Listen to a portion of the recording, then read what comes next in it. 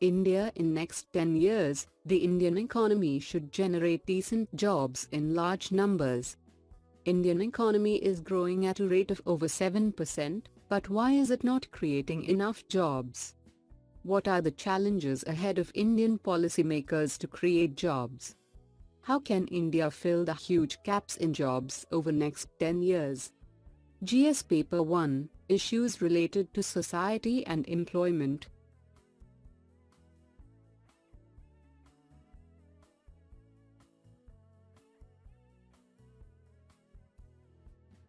What is the context about? Population in the working age years is set to expand massively in India. Between 2010 and 2030, World Bank estimates suggest the population in the 15-59 age group will increase by more than 200 million in India. But it is expected to decline in many developed countries as well as in China. This is both a huge opportunity and a challenge for India. India's young workers could produce more output, consume more goods and catapult the country to the position of an economic powerhouse. What are the challenges ahead of Indian policymakers to create jobs?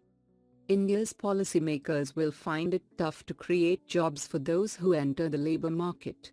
There are three aspects to the job challenge that India faces. 1. Given the rate at which demographic structures are changing, the largest additions to the population of the young are going to come from some of the poorest regions, mainly the states in the northern and eastern belt, including Uttar Pradesh and Bihar. 2. India is going to witness a clear shift of its workforce away from agriculture. This shift will be due to both the push from a low value-adding agriculture and the pull of new opportunities in other sectors. 3. There has been a steady growth in the number of people enrolled in educational institutions from the 2000s, especially among females and in rural areas. Along with the growing demand for education, workers who join the labor force in rural India will also have greater expectations from their jobs. Indian economy is growing at a rate of over 7%, but why is it not creating enough jobs? It is because more work is now being done with fewer employees. The economy is generating less jobs per unit of GDP. Illustratively, in manufacturing, if 11 people were needed to execute a piece of work that generated $1 million worth of industrial GDP a decade ago, today only 6 are needed.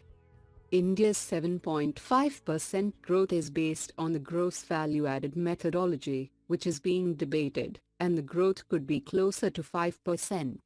Moreover, this growth is capital-intensive, not labor-intensive.